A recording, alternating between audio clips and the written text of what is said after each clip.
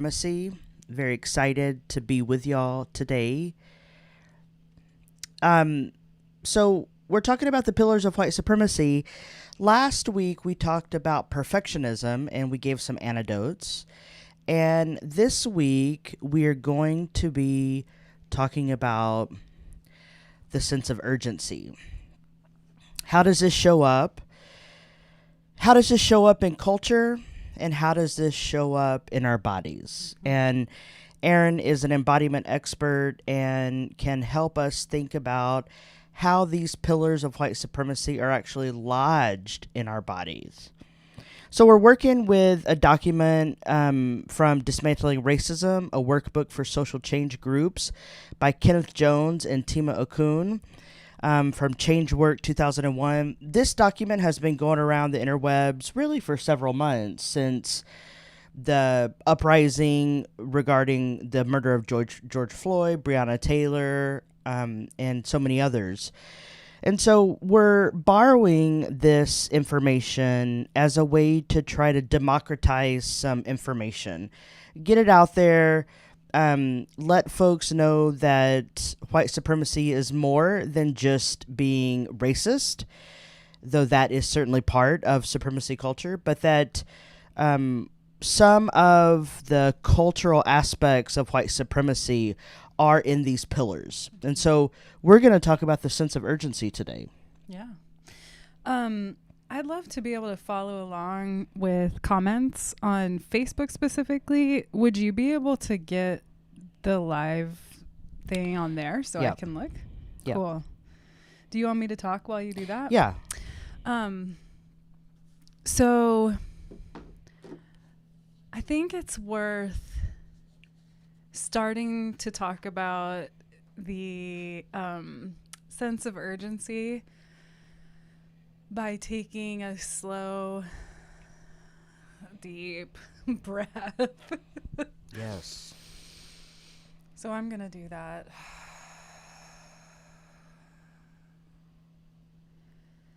And I want to highlight a couple things about urgency before we get into what this document says. Cool. Thank you. And one of those things is that I think it's important. Thank you. I have to remind Erin to talk into the microphone. I am not used to having a microphone, y'all.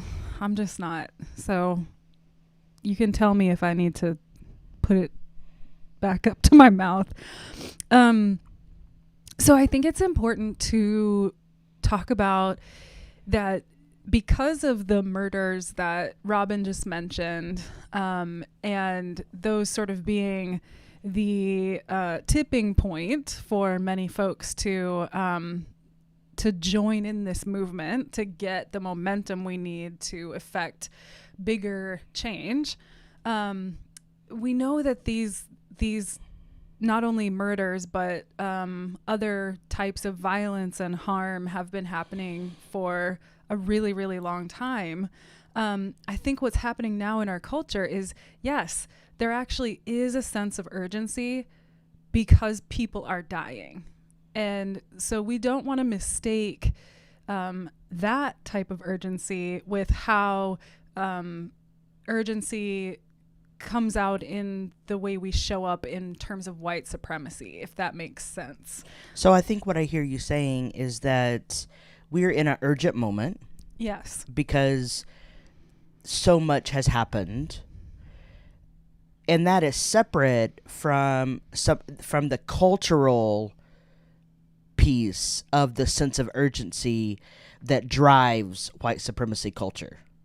Yes, there is a great need to act quickly right now in defense of Black and brown life. Right. And the way that we sometimes show up, especially as folks who identify as white, it can actually further perpetuate harm when we can't distinguish between those things. Right? Because there's a process that we have to undergo with each other in community, in our organizations, right? And that takes time to do right and to do thoroughly. Mm-hmm. So I just wanted to start by talking about that because I think that's really important.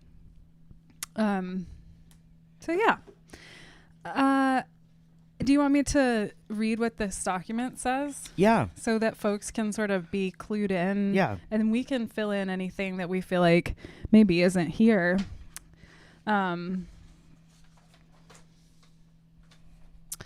So the first bullet point under the sense of urgency, and this is, again, we're talking about the sense of urgency now within the framework of supremacy culture.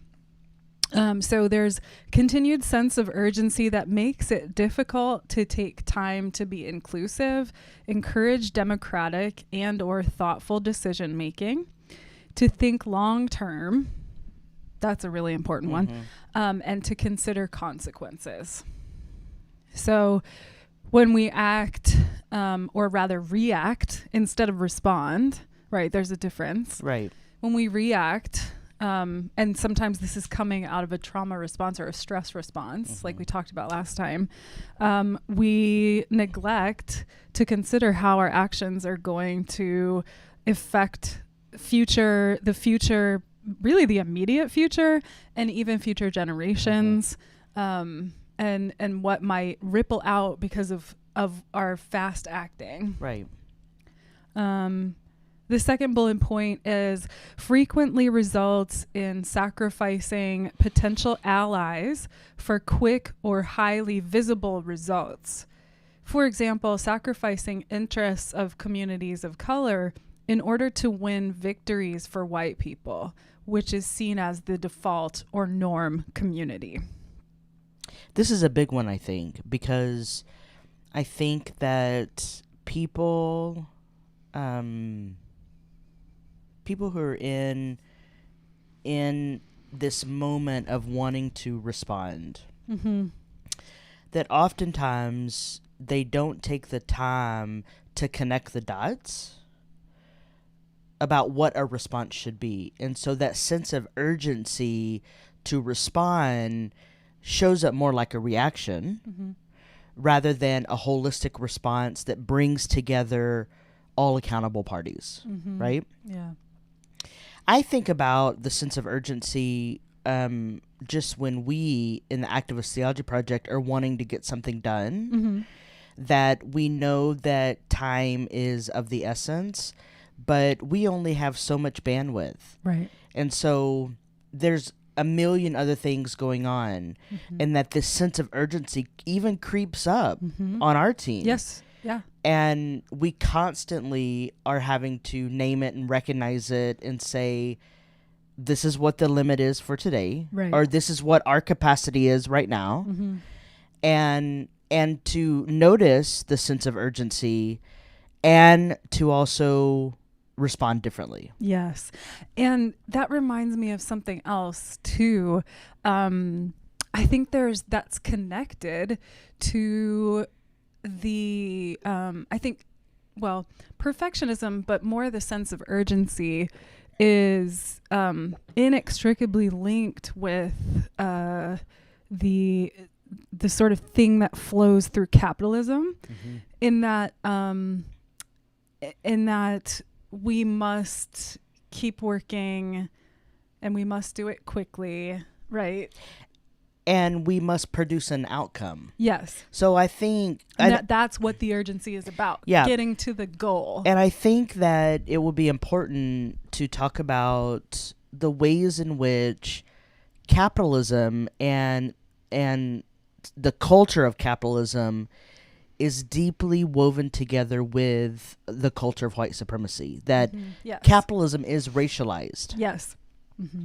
And so a lot of these pillars that we're talking about also applies to our global market system because they are embedded with one another. Right.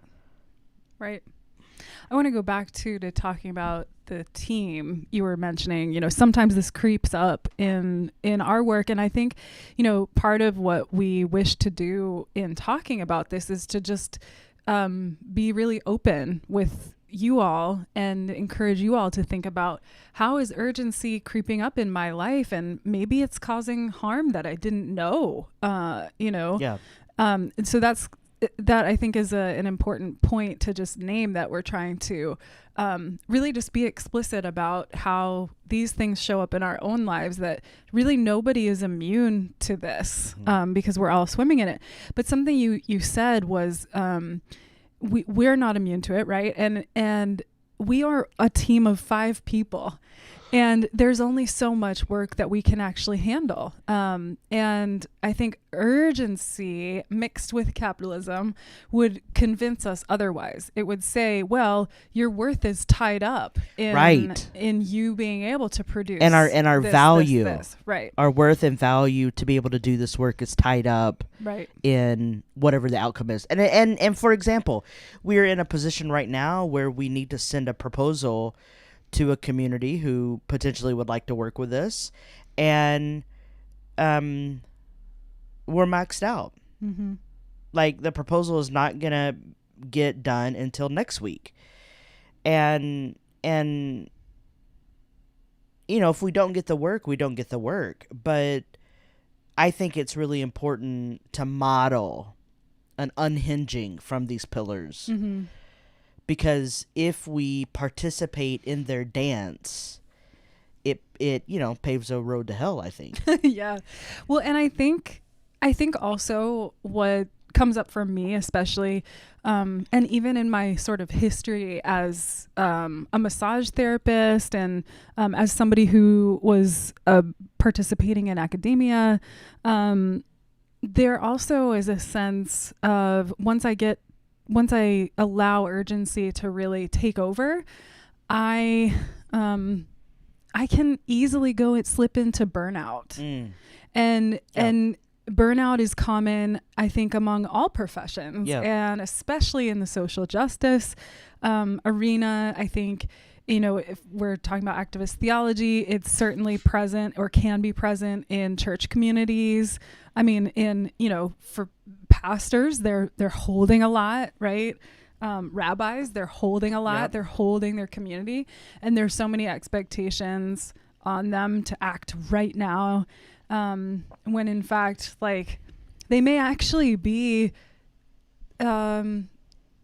unable to listen to the rhythm of the body, right? That's asking for something different. That's maybe asking for us to slow down, to take a deep breath, and to be with where we are right now and what we're actually able to do. Well, and I think also about our desire to not just have a measured response, but have a response that shows the potential for change.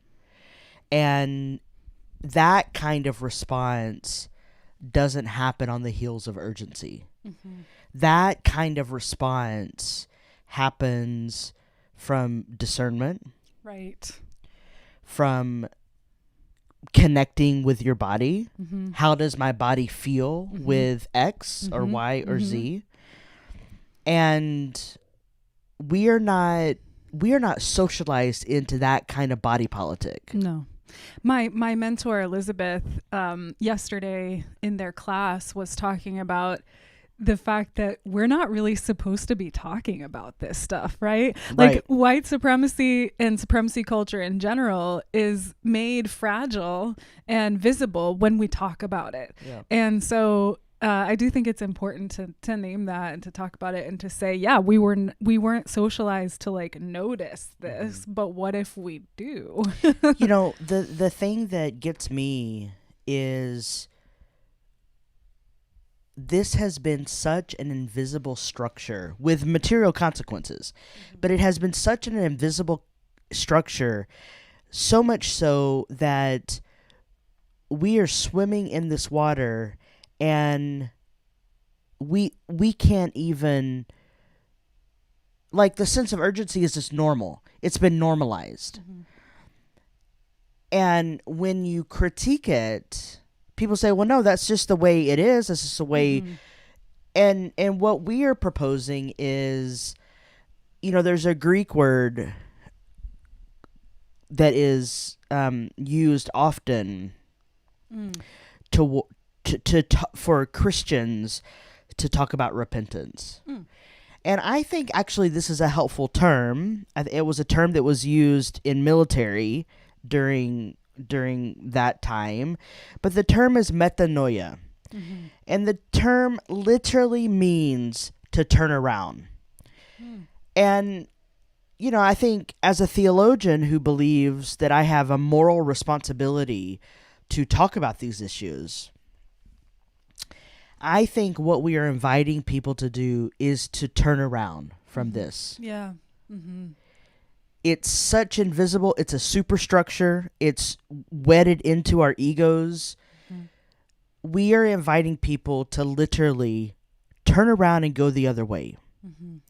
And there are communities, there are coalitions, there are people, there are thinkers, there are experts who are guiding us as we turn away, as we turn around. Yeah. And lest we set up a binary, I think there are many ways that we can go, right? Turn around and go many different other ways. And also, you talked about discernment. Part of discernment is understanding that urgency exists on a scale, right, to sustainment, right? So there's urgency on one side, there's everything in between, and then there's sustainment on the other side. And our job really in this work is to give ourselves permission and space and time to sink into what is the right timely choice for me and my organization in this moment. And or my family, or not just organizational, but how do families turn away and turn toward a holistic understanding of who they are and how they are in the world? And I've loved this term. There's a couple of cohorts that I'm a part of right now where we're talking about sort of cultural somatics, which we can get into later, but sort of how do we embody supremacy culture and how do we embody the antidotes to supremacy culture. And one of the terms that keeps coming up is right pace. What is the right pace in this moment? Because maybe sometimes it will be a little bit quicker, right? Maybe because there is some momentum happening right now, but that doesn't mean that we need to invest in urgency where it takes away or it assumes a power over kind of a mentality, right? I think when I think of urgency directed at me, it makes me feel like someone is trying to dominate me, right? And I am subject to prove myself by coming up to those standards. And urgency has an energetic feeling to it where I feel like I can't quite breathe very well. Like I just had to take a deep breath when you said that. Yeah, like it feels like a very shallow breathing, and maybe even my heart starts to beat quicker. Like my body responds to a sense of urgency, like you have to have this done right now, yesterday, right? And so is it okay if I roll with like 3 things that came up for me when you were talking? So you said a Greek word, and I thought you were going to say to highlight the 2 types of time. So I'd love to just bring that up for a moment, and then I have another thing to share. But if we talk about in the Greek, there's chronos and there's kairos, right? And chronos is... We're giving a Greek lesson right now, folks. Well, you might have to help me out because this is not my expertise. But from what I understand, my limited understanding of it is that chronos really is sort of our social construction of time. Our chronological time. And it's our okay, we have hours, we have minutes, we have days, we have seconds, and we have a way to measure. Just let it out. You got to yawn? I don't know why I'm yawning. Just yawn. It's the urgent. So this is the interesting thing. Tell me. In the class that many classes that I'm taking, but you're like a lifelong learner. I love it. I know. In these somatics classes, it was so interesting. Yesterday, a lot of us were yawning and a lot of us felt really sleepy. And I think what we kind of came to was like, when you start talking about this and you start feeling it and you feeling into somatically like what your body needs, often it will just let you know that you're actually really exhausted. And like underneath that urgency is exhaustion and maybe even grief. And so if you give your body just a second to drop into that, you're going to start yawning and maybe feel like you need to go to sleep. Well, so I encourage you to yawn. So that's what I'm feeling. I'm feeling fatigued. Yeah. And I've had a very spacious day and have rested a lot. And so it's just interesting to me that I'm having a body response to this conversation. Yeah. And fatigue too is in part a stress response, in and of itself. It's like my body needs to slow down. Maybe I need to it could be even close to, and I might be getting this wrong. So community out there, if I'm getting this wrong, you just let me know. But it could even be close to like a freeze response. If we're talking about fight, flight, freeze, that you feel the need to almost play dead in the moment, if that makes sense. Now that's an exaggerate. That's sort of like the end of the spectrum as far as that goes, but that there could be something in there. I'm not sure. So Kairos, on the other hand, I used to have a plant named Kairos. God bless him.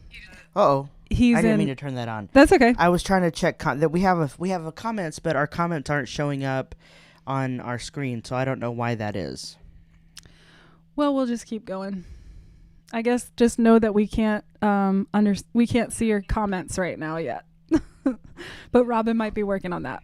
So with Kairos, this is a sense of eternal time. And I think part of the reason meditation has taken root, or maybe meditation has had trouble taking root in this white supremacist culture, is that it invites us into eternal time. It invites us into a witnessing of time passing into a flow, right? And it has a very different spacious feeling than somebody, doing this. So the other thing I wanted to share that I feel like is really important, maybe one of the most important discoveries that I've had around urgency. Tell me. Ooh, it's rough, y'all. Okay. It's rough. And I've talked with you about this before, but for me, what comes up is when I really feel into urgency in my body and I go a little deeper underneath my reactions, I am aware that what we need as humans is safety, belonging, a sense of belonging, a sense of connection, and a sense of agency, right? There's so many things that we need to feel whole. Belonging, for me, comes up. And the way this comes up is, I think when I get into this spacious mode, there's a little voice that goes, you better watch out. You better watch out, or they're going to find out. Who? I don't know who that is. Who's going to find out?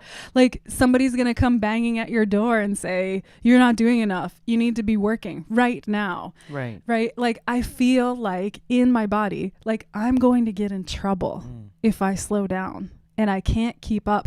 And then if I can't keep up with other people and I can't keep up with my projects and I can't keep up with the pace that's demanded of me, I'll be left behind. I won't have belonging anymore. I'll be abandoned. Right. If I really get down to the root of it, it's a fear of abandonment and a fear of being left behind. And even it's the culture we create within white supremacy. Mm-hmm. That not only do you have to show up and do it right and be perfect, but you have to do it on our time, not your own time. Mm-hmm. Exactly. And if you don't do that, then you're not worth our time. Yeah, and you're cast out. Yeah. You're cast out. You're seen as other. So it's not only a harmful culture, it's also violent. Mm-hmm. It's a violent culture. And we've not really talked about the violence of white supremacy, but here is an example of the relational violence that happens and the harm that is produced when we continue to participate in these pillars and allow these pillars to guide us, really. Yeah. I even think, about in my own life, my career, if you want to call it that there's I'm so yawning over yeah, here. it's great. Let it out. Everybody else join in the yawning fest. It's so good for you. Yeah. Your body needs oxygen. Maybe I need like a little backpack with oxygen. No. Don't they have those oxygen bars? Oh my God. Well, we can't go to the bar No, we can't go to the because bar. of COVID. Yes. COVID-19. We can't. Coronavirus. Which actually, COVID, I was thinking about this earlier today, just thinking about how we were going to be talking about urgency. And I've been thinking about that, what is it, 4 months in to April, May, June, July, 4 months in. about 4 months in, and 4 months today, and today the 13th. No, today's the 15th. But yeah, but close enough. Yeah. Yeah.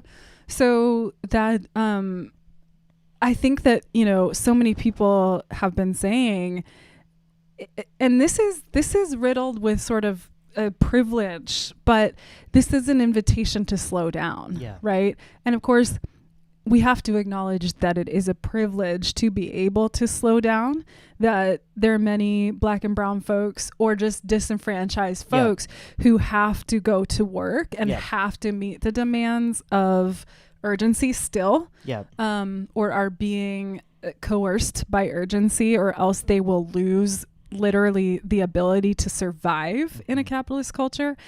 And at the same time, I wonder, is there a way to find any moment of spaciousness in days that are consumed by urgency? So yeah. So the last bullet we didn't get to yet, but we kind of talked about it earlier in the beginning, and this is something we're actually working out quite a bit right now. Like Robin mentioned, we're creating proposals for various communities with whom we're hoping to work. And as we do this, we're really having to slow down and be honest about what we can actually manage and what our capacity is. And so this last bullet says that urgency is reinforced by funding proposals which promise too much work for too little money, and by funders who expect too much for too little.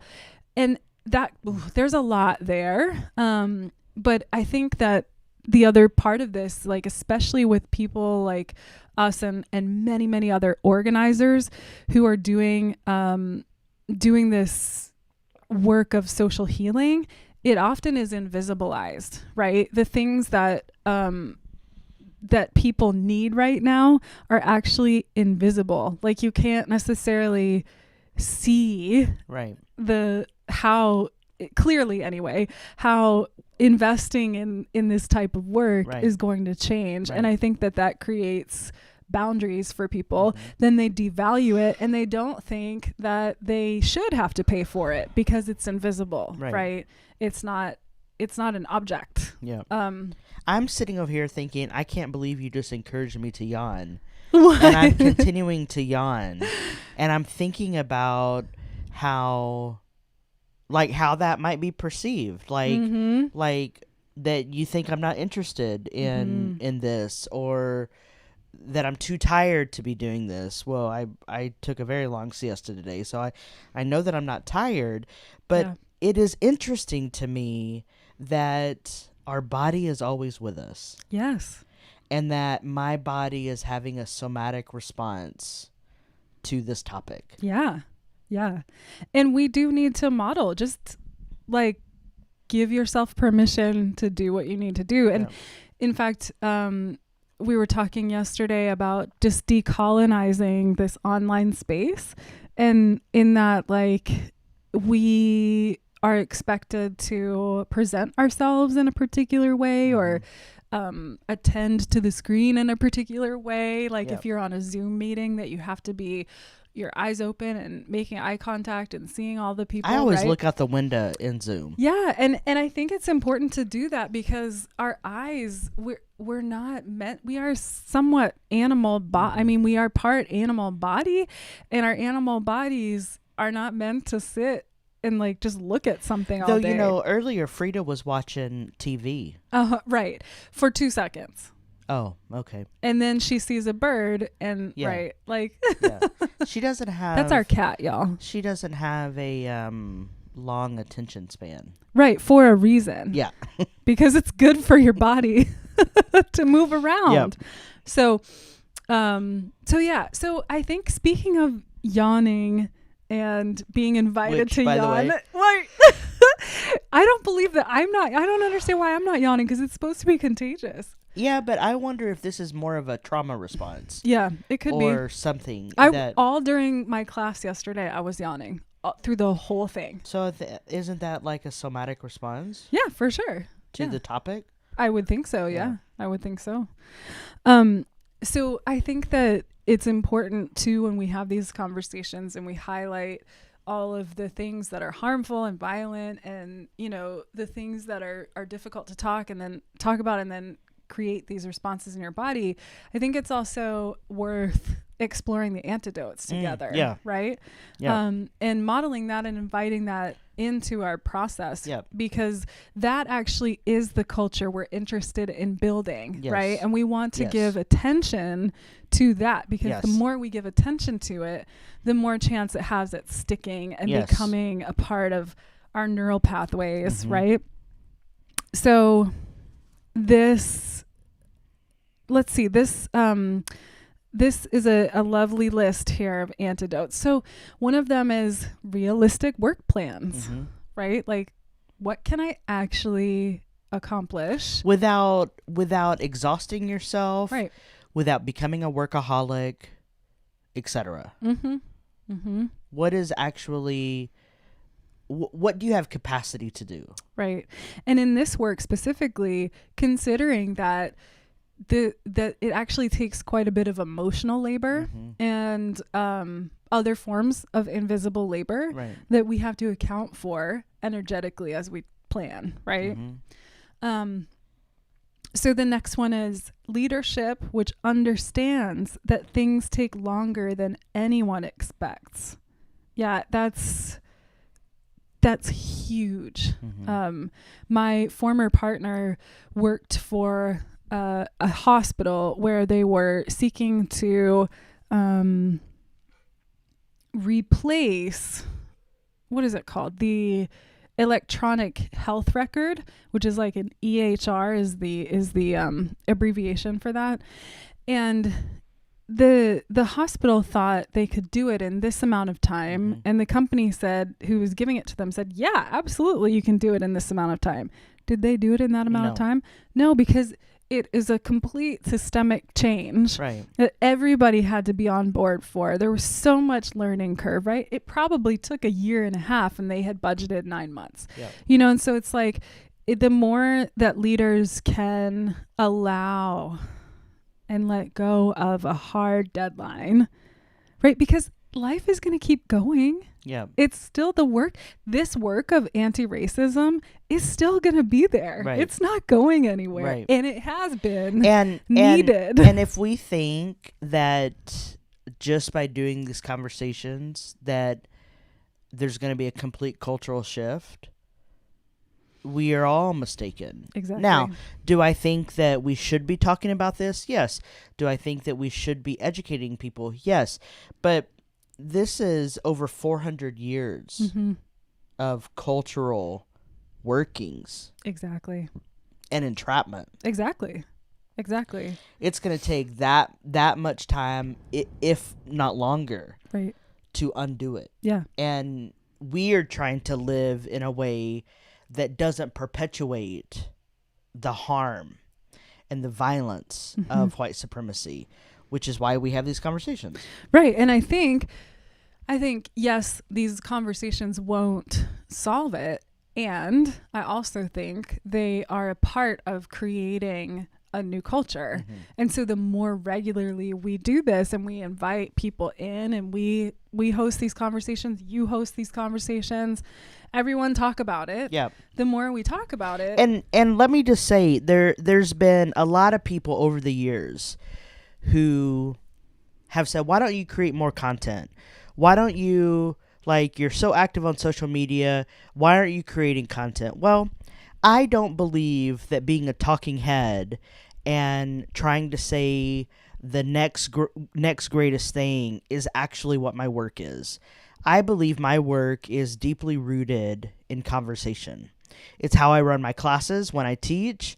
It's how I run Q&R sessions about being in deep conversation after I've given a talk. And the reason why I believe these live streams are so vital is because we are modeling a kind of conversation that needs to happen everywhere. I'm not trying to have the tweet that goes viral. In fact, I was very clear early on in quarantine that I was like, you know what, I'm just going to continue to post like I normally do. I'm going to post about pressing social concerns. But I had a sense that during this time, there would be people who would try to say the best thing. A, I didn't want to compete with that. And B, I don't think that's my work. And I also hear in that perfectionism. Yeah. That you were just seeking to be in the flow of things. Yes. And participate in the flow. Right. And perfectionism and the sense of urgency, oh man, they love each other. Yeah. They have such a hot romance. Yeah. And this moment is ripe for those two pillars. And so early on in quarantine life, before we moved to our nice little in the woods apartment, early on in quarantine life, I just made that decision that I didn't want to participate in that kind of culture. Right. And that and people reach out to me, hey, are you going to be creating any content, whatnot? And I'm like, if the spirit moves, I'll create content. We did release a short film on dismantling supremacy culture and composting hierarchies. I've got another one in the works around story and the stories that shape us. But why these conversations are so important is because it's not a talking head. We are actually talking about how these pillars are embodied, how we are conscripted into this culture, and what better way to model unhinging from white supremacy culture than through conversation. Yeah. So I want to finish reading this because I really want to do justice to the whole list. I think it's such beautiful work that Tema and Kenneth did. I wonder if he goes by Ken or Kenny. Well, it's Kenneth here, so I'm just going to run with that. Okay.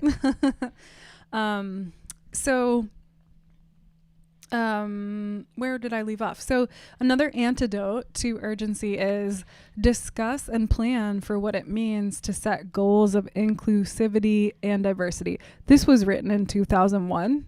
So just, we know those terms might be problematic or problematized now, but yeah, that was when that sort of, that those terms are from a particular milieu. Yes. And while we wouldn't support diversity and inclusion because we believe that reifies whiteness, we would prefer the term difference and equity and liberation. So I think that I would edit that to say equity and liberation instead of diversity and inclusion. But it's interesting if we let's say we just put our little spin on it, Yeah. then it would read, discuss and plan for what it means to set goals of embracing difference, of creating space where difference can flourish, Yeah. of equity, of liberation, particularly in terms of time. Yes. So discuss and plan for what it means to set goals around those things, particularly in terms of time. So I want to give an That's a example big of one. this. Yeah. When I moved to Nashville, I want to hold your hand. Okay. I don't know why. Okay. She's my partner, so I get to hold her hand. When I let you. When you let me, yes. Because consent. Because consent is key. So when I moved to Nashville and got that apartment in Midtown, Mm-hmm. y'all, the apartment in Midtown was great, but the area was not great. Mm. I decided that I was not going to start my day until 10 o'clock. Mm-hmm. I had already lived on the West Coast and worked for a nonprofit Mm-hmm. where sometimes a 9 a.m. call on the East Coast meant 6 a.m. Mm-hmm. on the West Coast. Mm-hmm. And I got tired of being on someone else's clock. Yeah. So I decided my calendar, people can book at 10 a.m. And then that is enough time for me to get up, have my coffee, eat breakfast if I want to, brush my teeth, wash my face. And by 10 o'clock, I can be ready to engage from a grounded place. Mm-hmm. And you know this because you've looked at my calendar that every day at 9 a.m. is quiet time. Mm-hmm.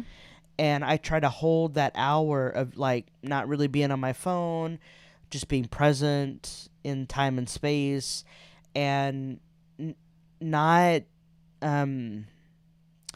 forcing myself to be engaged before I'm actually ready. Yeah.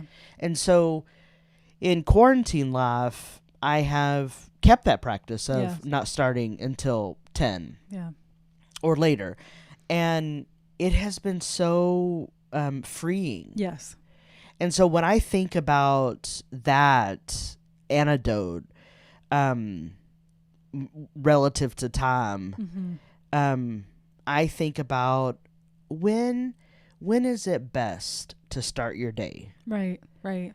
Because not everyone is ready to start their day at 8 a.m. Nope. I want to respond to that too, just from the framework of our partnership.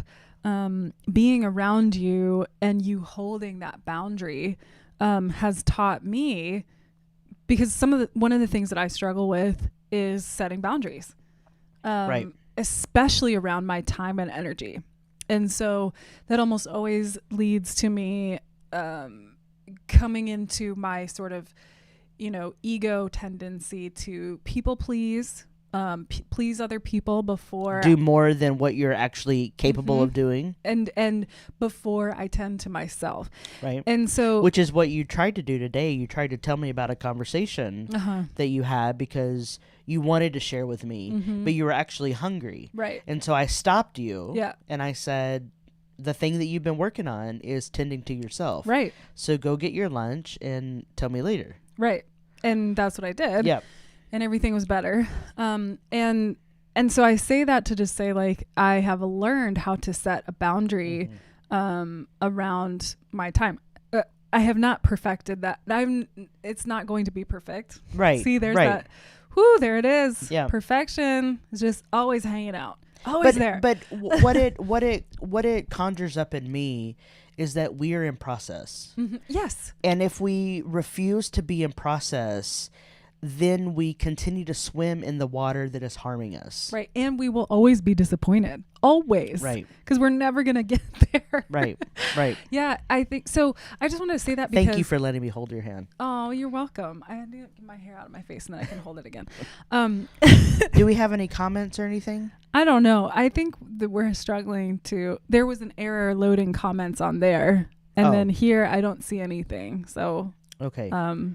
I don't know. We may have to respond. We'll respond later, and unfortunately not in real time. But there you go. We're talking about the sense of urgency. Yeah. And so we're all just going to have to embrace that together, Yeah. that we need spaciousness and Yes. time to respond. Yes. And that's interesting. I actually think it's hard to do to be a human Mm-hmm. and to do this type of engaging, and to try to respond. Last time we did this, there was like a sea of comments, and it was cool to go, oh my gosh, like people are joining us right now, and they actually want to hear what we have to say.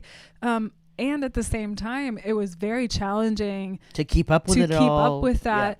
And actually, my body, I got very like activated, I guess would be the word. Like I just felt like I was torn in all these different directions, and I just can't really be grounded and rooted in an authentic conversation if that's happening. Yes. And so it was an interesting learning moment, and it was really my first time ever live streaming too. So I felt, a lot of nervousness, but anyway, yeah, it's the way that we are holding our sense of time has definitely shifted over the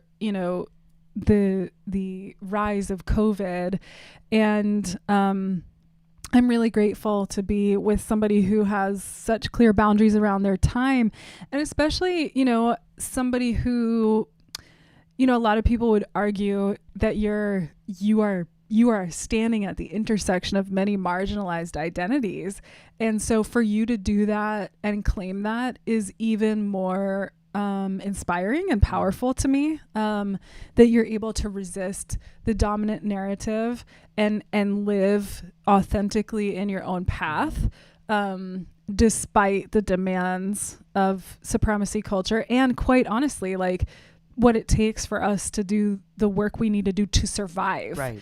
And not only are you surviving, but I think you're getting closer to thriving and living a life that feels manageable and life-giving and hopefully inspiring to other people. So, well, when I think about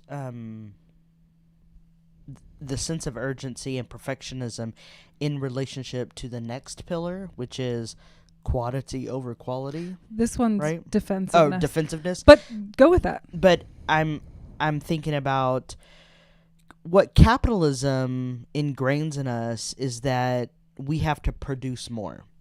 And so as a person who has been deeply socialized by higher education and the academy, I graduated my PhD program with publications in the double digits because it was quantity. Right. It was publish or perish. Right. And if I wanted to get a job, then I needed to have published. Mm-hmm. And as I have really rolled back my desires and think about how do I want to be in the world? Mm-hmm. When I think about it, I think about the value of production is harmful. Yeah. Yeah. And so we're going to get to quantity over quality in a couple weeks. But when I think about time and quantity over quality, I think that I have refused to let my time be owned by other people. Yes. Mm-hmm. And so when people ask me for something written, they can't just have it the next day. Right. Right. Give me a deadline. Mm-hmm. And if it is something that I can fit into my schedule that doesn't overdo me, then I'll do it. Right. But if it is something that I think is superfluous to what my call and vocation is, if it's not going to add to the work that I'm already building in the world, I don't do it. Can you talk about what happens when you accidentally fill your schedule like beyond what feels good. Yeah, you've had experience with this. Yeah, so I think that I still have the scripts of being productive. Mm-hmm. Yes. And so oftentimes I will book my schedule, like therapy at noon, a call at 1, a podcast at 2, something at 3, and then I'll take my siesta at 4. And when I do that, I'm trying to get better about that. But when I do that, I will get to 4 o'clock and be irritable, just tired of talking, and sleep for 2 hours. Mm-hmm. And I always say to Aaron, I don't want to book my schedule. And then they'll say, well, why'd you do that? Why'd you book 3 back-to-back things? And it's a reminder that I am not, what I'm able to produce is not my value. Today, for example, I live with a chronic pain condition. I was up in the middle of the night in pain. I ended up sleeping until 10 because I was awake for probably 45 minutes or an hour along with you. Yeah, yeah. And I had a call at 10 that I had to cancel because I just couldn't do it with my pain. I had therapy at noon that I had to cancel and reschedule because of the pain. Had a podcast at 1 that I had to cancel or reschedule. And these are all big, big learnings for me. Because if we can learn that this sense of urgency shows up in these ways, like therapy is an urgent thing to do. I've been doing therapy with this therapist for 5 years. But not at the expense of my health. That podcast can wait. Right. And so I learned today the power of cancel. I also want to say, we also, because of the pain that you were in, we missed a call. We actually missed the time frame for a call that we were supposed to have. And I ended up getting on the call about 20 minutes late. Yep. And I just want to name that because the person who was on the other end of the call was so gracious. Yeah. And that's exactly what we need. Is, I do think we should respect each other's time. Yes. I think we should absolutely respect each other's time. If we say we're going to be somewhere at this time, then it builds trust. Right. And it builds trust to say, if I said I'm going to end at this time, then I end at this time and I don't keep you. Right. And that's a challenge too. Right. But like the understanding and grace that this person had, not only for sort of the condition that you are experiencing, but also the time just kind of it wasn't existing for us. They just had so much grace. And I want to name that because it's a way to model for other people. Yeah. I hope we can all remember to have that grace as we move through this time in particular, where a lot of us are working from home or we're in Zoom meetings and time just doesn't really feel like a thing anymore. Yeah. And at the same time, there's a sense of urgency. Yeah. Yeah. So, the last one I want to talk about too, because I do think, and then maybe we can wrap up so this doesn't go on and on and on and on. Although that is maybe the opposite of, well, I don't know if that's the opposite of urgency. I don't know where I'm going with that. Anyway. Okay. So the last one, and this is the last antidote that they write here, to the antidote to the sense of urgency is be clear about how you will make good decisions in an atmosphere of urgency. Now, this requires practice. This requires intentional practice and awareness. Yes. So the way I know that urgency is happening is my body tells me, and my heart starts to speed up. My throat feels like it's closing. I almost feel like I'm out here with my body. So distended. Yeah, like I'm out here. Yeah. I'm not Yeah. rooted and grounded. Maybe my chest gets a little bit tight. I start to feel myself clenching away from gravity, from the support of gravity.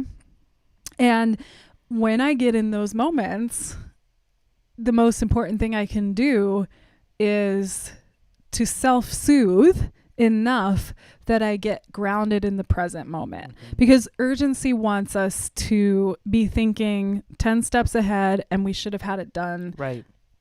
5 days ago. Can I tell you something? Yeah. When I am on these podcasts and I don't know what the questions are going to be asking, my mind. Do you mean when people host you on a podcast yeah. and they haven't said, "Hey, we're going to talk about this, this, and this"? Okay. Yeah. That sense of urgency to be able to respond well creeps up, and my mind is like, okay, what should I say? Oh, I should have said that. And my mind is thinking about 10 different things, like down the way, like, okay, if they ask me this, then they're probably going to ask me this. And that we are not being kind to people when we are not having conversations that are rooted in unhinging of white supremacy. I'm just saying that I think this culture shows up in other ways, in through digital technology. Sure, yeah. That we are not talking about really, Yeah. because it's so new and we don't Sure. really know how to talk about it. But but that just came up for me. Wow. And so maybe the solution isn't necessarily that every host of every podcast out there sends you questions ahead of time, but it is worth investigating. What do you need as a guest on a podcast, and how do you advocate for yourself so that the conversation goes well? How do you care for yourself, and how do you ask for that from somebody else? Like, I do think that that's fair. Yeah. Right. And of course, I'm not talking about the podcasts where they're focused on story. I've done so many podcasts that are focused on story, and I feel great. Yeah. But the podcasts that they're like, oh, we have some questions for you about your book, but they don't give me those questions. I feel that sense of urgency to say the right thing, and then again, perfectionism. Yeah. So I have the same thing. I mean, actually the last live stream we did, I felt like that, and not for any reason. I think it's just that I was nervous, but I get that way too on podcasts. And I've been fortunate to be on podcasts where the hosts are just so gracious and so they're able to create a container for me and to really tend to the conversation. And I think that that's an art and a gift, and it's something that we're all still working to harness. I mean, you're a podcast host. I'm sure it doesn't go all the time perfectly smoothly the way you thought it was going to go. Well, our podcast, the Activist Theology podcast that Reverend Anna Galladay and I host, it's all about story. Right. So we try to set people at ease to say, we're really interested in your story. Yeah. How did you come to this work? What are you doing now? How can we get our hands dirty? Which I think is maybe a better way to interview people, because you're just inviting people to share. Yes. Instead of drilling them with questions, right. which feels like oppositional politics. Yeah. Or like you're on a dissertation defense or something. Yeah. I've already done one of those. I'm not looking to do another. Right.